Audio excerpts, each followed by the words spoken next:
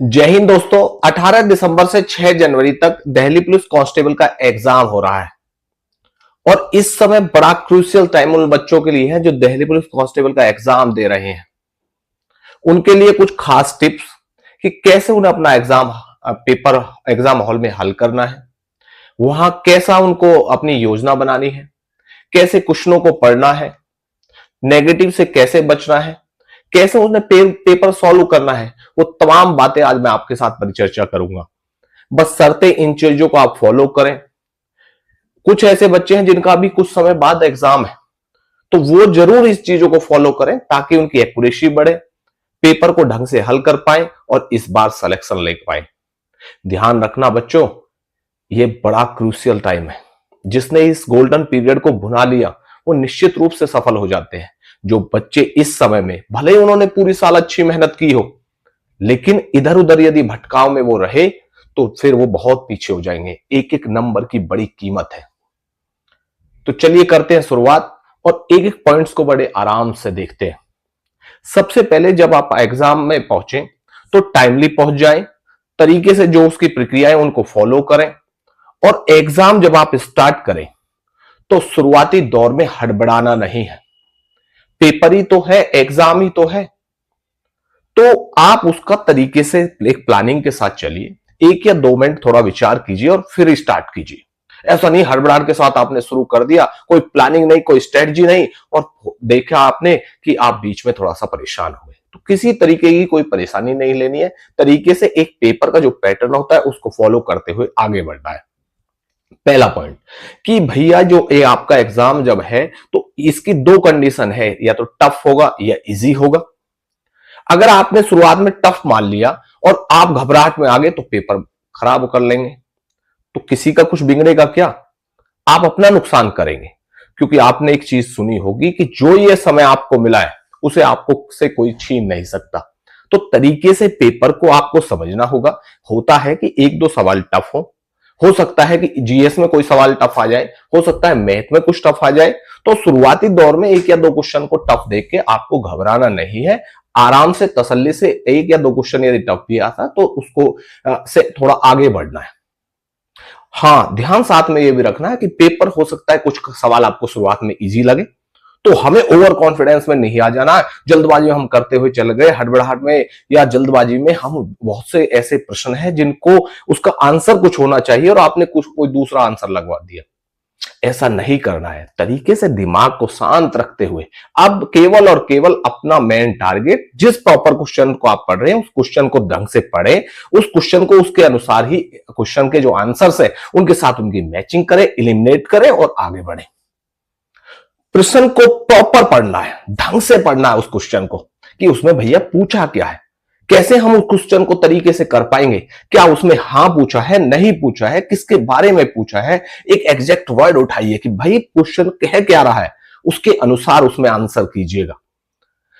और अगला आपको एक कंडीशन और समझनी होगी कि पेपर के जो 4 सेक्शन आपको दिए हैं, जीएस है, कंप्यूटर है, रीजनिंग है, मैथ है, इन क्वेश्चन के इन सेक्शन को करने का तरीका आप समझ लीजिएगा। अपनी एक प्लानिंग रखिएगा कि सबसे पहले भैया मैं जीएस करूंगा, और करना भी चाहिए। उससे बेनिफिट यह होगा कि 50% आपका जीएस ही है और समय कम लेता है। अगर आपने जीएस कर लिया तो आपका आधा पेपर तो वैसे ही खत्म होगा। आपके माइंड में सेटअप किया जाएगा कि भाई अब तो आधा ही पेपर बचा है और आपके पास 50 मिनट है, 40 मिनट है, 30 मिनट है, 20 मिनट है, जो भी आपका समय बचा है उसमें आप कर जाएंगे।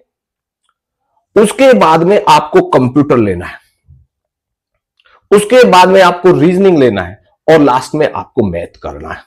ये एक इजी पैटर्न है जिसको आप आसानी से फॉलो कर सकते हैं। लेकिन हां, जिस सेक्शन को करने उस सेक्शन को प्रॉपर कीजिएगा।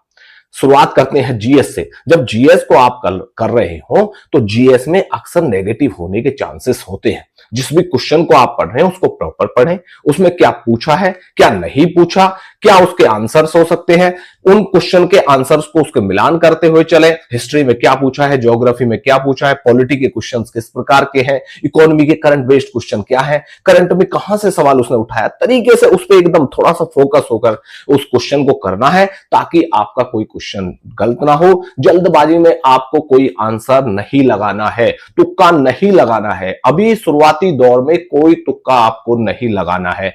3 राउंड कम से कम आपको जाने हैं। फर्स्ट राउंड में क्या करना है कि फर्स्ट राउंड में वो क्वेश्चंस जो आपको 100% एक्यूरेसी के साथ आते हैं उनको हल करना है, साथ के साथ उनको फिलअप कर देना है। सेकंड में वो क्वेश्चंस जिनमें आपको लगता है कि थोड़ा बहुत इधर उधर है, कि भैया लगभग यही है और मैं इसको कर सकता हूं, तो उसको वहां पर करते जाएं। थर्ड में वो सवाल कर सकते हैं आप जो 3 या 2 या 1 सवाल आपने छोड़ा कि हाँ इसको मैं देख लूंगा, उसको फिर वहां कर दीजिए। लेकिन अगर ये लगता है कि मैं इसमें से कुछ नहीं जानता, उनको टच मत कीजिए। भले ही आपका क्वेश्चन कुछ कम रहे, लेकिन आपको एक्यूरेसी के साथ करना है। आपको बहुत इस चीज का लाभ मिलेगा। उसके बाद ऐसे ही कंप्यूटर के आपको करने हैं। कंप्यूटर के ऐसा नहीं है कि कंप्यूटर के 10 सवाल हैं तो इजी है, हम इनको नहीं करेंगे, कुछ कम कर लेंगे। भैया एक एक सवाल की बड़ी कीमत है। हर सवाल को आपको तरीके से हल करना है, हर सेक्शन को आपको ढंग से हल करना है, तभी तो आपका स्कोर अच्छा बन पाएगा। कंपटीशन बेहद ज्यादा है। आपको अब हल्का नहीं रहना है। आपको जो पेपर करते समय हर अपनी सब चीजों को एक तरफ रखिए और केवल अपना माइंड बिल्कुल कंसंट्रेट करते हुए अपने एग्जाम पे लगाना है। उसके बाद आता है रीजनिंग का नंबर। अक्सर बच्चे क्या गलती करते हैं, रीजनिंग को हल्का समझ लेते हैं। भाई हल्का है, इजी है, मैं यही कर दूंगा। लेकिन समस्या कहां आती है? समस्या आती है भैया जब आप उसको हल्का समझते हैं। 2 या 3 सवाल शुरुआत में यदि एक आध टफ आ गया तो आप थोड़ा गड़बड़ा जाते हैं और लास्ट सवाल तक नहीं पहुंच पाते। ध्यान ये रखना है कि तरीके से हमको करते हुए चलना है, तरीके से हमें उसको ध्यान रखना है। रीजनिंग में क्या सवाल पूछा है उसको ध्यान रखना है, हमें हल करते समय उसके एलिमिनेट करना है, आंसर्स के साथ हेल्प लेनी है। तरीके से 25 के 25 सवाल जो भी आपसे क्वेश्चंस कहे गए हो, एक भी सवाल नहीं छोड़ना है। हो सकता है 1-2 सवाल अगर टफ आए, आप उलझ रहे हैं, थोड़े उसे साइड हटा दिए, लेकिन ज्यादा से ज्यादा कोशिश कीजिए कि हमारे सवाल ज्यादा से ज्यादा हो जाए। उसके बाद आता है मैथ का नंबर। अक्सर आपने देखा होगा मैथ में 1 या 2 सवाल ऐसे आते हैं जो थोड़े से टफ होते हैं, टफ नहीं होते, कैलकुलेटिव होते हैं, तो आप उसमें उलझना नहीं है। भाई पेपर क्या है, आपका माइंडसेट ही तो चेक हो रहा है। तो आपको इस चीज का ध्यान रखना है कि जब भी हम पेपर कर रहे हैं, चाहे मैथ का है या रीजनिंग का है, 1 या 2 सवाल यदि टफ है तो उसे थोड़ी देर के लिए आप साइड कर दीजिए, आगे बढ़ जाइए। और हमने अक्सर देखा है कि आप जब मैथ में आगे बढ़ रहे हैं, रीजनिंग में आगे बढ़ रहे हैं, तो शुरुआत में यदि 1-2 सवाल टफ आ गए तो लास्ट में पहुंचते पहुंचते बहुत से ऐसे सवाल हैं जो आपने देखे और वो तुरंत हो जाते हैं।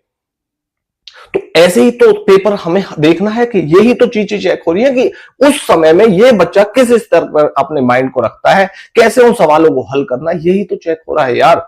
आप बस उन चीजों का ध्यान रखें और अपना सारा काम, अपना सारा दिमाग उस पेपर पर, एक्चुअल जो क्वेश्चन है उस पर लगाना है, ताकि हमारा कोई गलत ना हो। जल्दबाजी में कोई तुक्का नहीं लगाना है, एक्यूरेसी का ध्यान रखना है। ज्यादा कैलकुलेटिव है तो उसमें हमें फंसना नहीं है।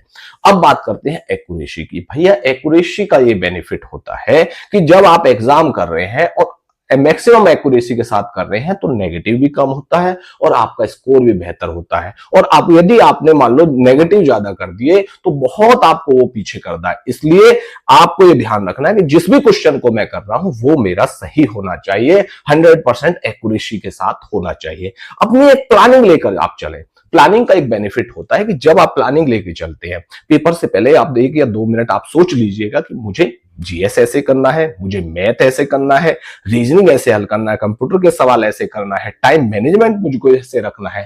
तो उस चीज का भी आपको ध्यान रखना होगा। अगली बात करते हैं नेगेटिव की। दोस्त, नेगेटिव इन एग्जामों में बड़ा महत्वपूर्ण रोल अदा करता है। जहां पॉइंटों में आपकी मेरिट जाती है, वहां एक एक सवाल की कितनी कीमत है, आप इसको सोच के देखिएगा। तो आप जब भी सवाल कर रहे हैं, जिस भी सवाल को कर रहे हैं, उसको एक तो प्रॉपर ढंग से पढ़िएगा, उसके आप देखिएगा कि उस क्वेश्चन में पूछा क्या गया है। आप अपने जो आपके ऑप्शंस हैं उन ऑप्शनों के साथ उनका मिलान कीजिएगा और एलिमिनेट मेथड का जितना ज्यादा से ज्यादा आप प्रयोग करेंगे तो निश्चित रूप से आप नेगेटिव से बचेंगे। और ध्यान एक चीज का आपको अवश्य रखना है कि नेगेटिव ज्यादातर मैंने देखा है कि जीएस में और कंप्यूटर वगैरह में ज्यादा मैथ और रीजनिंग के अपेक्षा इन दो सेक्शनों में ज्यादा नेगेटिव होने के चांसेस होते हैं। तो उन क्वेश्चनों को जब आप कर रहे हो तो वो ध्यान से और तरीके से आप करते जाएं। इलिमिनेट मेथड का क्या बेनिफिट है? इलिमिनेट मेथड का ये बेनिफिट है कि एक तो बच्चा क्या करता है, सवाल पढ़ा और सीधा आंसर्स लगाने लगता है। आंसर सीधे नहीं लगाने, जिस भी क्वेश्चन को आप पढ़ रहे हैं उसको तरीके से पढ़ें, एक एक ऑप्शन से उसका मिलान करें कि भैया ये चीज इसमें है या नहीं है, पहले से ए से बी से सी से डी से। तो आप उन चारों में ऑप्शन को मिलाइए, जो ऑप्शन सबसे ज्यादा आपका नजदीक हो आप फिर उस ऑप्शन को आप चुन सकते हैं। तो गारंटी रखिए अगर इस तरीके से आप इस पेपर को सॉल्व करेंगे तो आपके गलत होने के चांस बेहद कम हो जाएंगे और आप नेगेटिव से भी बचेंगे। एक पेपर यदि थोड़ा भी क्वेश्चन, सेक्शन या सवाल आपको लगता है कि वो टफ आ रहा है या आपकी समझ में नहीं आ रहा या एक्यूरेसी के साथ नहीं हो पा रहा या मैं उसे सही से हल नहीं कर पा रहा हूं, सही से उसकी कैलकुलेशन नहीं कर पा रहा हूं, तो पैनिक नहीं होना है। ध्यान रखना है कि पैनिक नहीं होना। पैनिक होंगे तो फिर अगला आप जो अभी आपका एग्जाम बचा, मान लो आपके शुरुआती 10 सवालों में यहाँ पे अभी 90 सवाल बचे हैं यार, अगर आप यही पैनिक हो जाएंगे तो उन सवालों को कैसे कर पाएंगे? तो पैनिक नहीं होना है। पैनिक होंगे तो अपना नुकसान करेंगे भाई, किसी और का नुकसान थोड़ी करेंगे।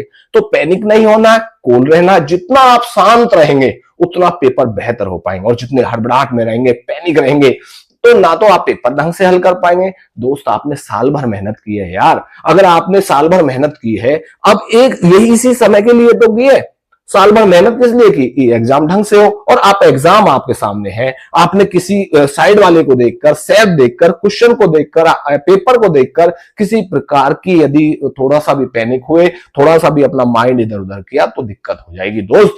समय फिर बार बार नहीं मिलता। हो सकता है बहुत से ऐसे बच्चे जिनका लास्ट अटेम्प्ट हो, तो अब सारी चीजों को छोड़ते हुए सिर्फ और सिर्फ अपने पेपर पर ध्यान रखाइए, उसको अच्छे से करना। हाँ, एक बात और ध्यान रखनी है कि पेपर 100 यदि क्वेश्चन है तो 100वें सवाल तक जरूर जाना है। इस तरीके का टाइम मैनेजमेंट लेते हुए, पेपर को करने का तरीका इस तरीके से लेते हुए चले कि हमें 100 सवालों तक पहुंचना है। होता क्या है कि आपने एक चीज देखी होगी, बहुत से बच्चे 70-80 सवालों तक अपना टाइम पूरा कर लेते हैं। उसका नुकसान ये होता है कि लास्ट के मान लो 10 या 15 सवाल मान लो 2 या 4 मिनट में ही हो जाने हो, कुछ इजी सवाल ही हो। तो हमें कोशिश ये करनी है कि हमें बीच में इतना लूज नहीं हो जाना है या इतना तरीके से हमें अपना पेपर करना है कि हम अपना टाइम ली 1 या 2 मिनट पहले तक अपने 100 क्वेश्चन करके तसल्ली से बैठ जाएं, ऑप्शन साथ के साथ लगाते हुए चलें और किसी भी तरीके के हम टाइम मैनेजमेंट में या पेपर में फंसे नहीं। दूसरा कि एक तुक्का नहीं लगाना है। अक्सर मैंने देखा कि पेपर करते रहते हैं, बीच में जब हम लास्ट समय आता है तो उसमें देखते हैं कि यार पेपर हमारा उस स्तर का नहीं हुआ, आसपास देखे हड़बड़ाहट का माहौल रहता हो, तो बच्चा अक्सर क्या कर रहा है, क्लिक क्लिक और ऐसे ऑप्शंस लगा देता है जो क्वेश्चन भी उसने नहीं पढ़ा, घबराहट में आकर इतने तुक्के लगा देता है कि फिर वो नेगेटिव होता। अच्छा पेपर करता हुआ आया है लेकिन आसपास के माहौल में खुद के पेपर को देखते हुए वो इतना प्रेशर में आ जाता है कि वो ज्यादा से ज्यादा तुक्का लगाने पे मजबूर हो जाता है। मैं फिर आपसे एक रिक्वेस्ट कर रहा हूं कि ज्यादा तुक्का ना लगाएं, एक्यूरेसी के साथ पेपर करें, प्लानिंग के साथ पेपर पर करें, अपने आप पर भरोसा रखें, निश्चित रूप से आप सफल होंगे। और आपने मेहनत की है तो भरोसा रखो यार दोस्त, इस बार नंबर आपका जरूर आएगा। तो अच्छे से अपने पेपर को, हाँ ध्यान ये रखना है जो आपने साल भर मेहनत की है उसको ठंडा दिमाग से, किसी तरीके की हड़बड़ाहट में नहीं, किसी तरीके के किसी और उसमें ना आंकते हुए अपने पेपर को तरीके से यदि आपने हल कर दिया तो निश्चित रूप से आपका सिलेक्शन होगा और इस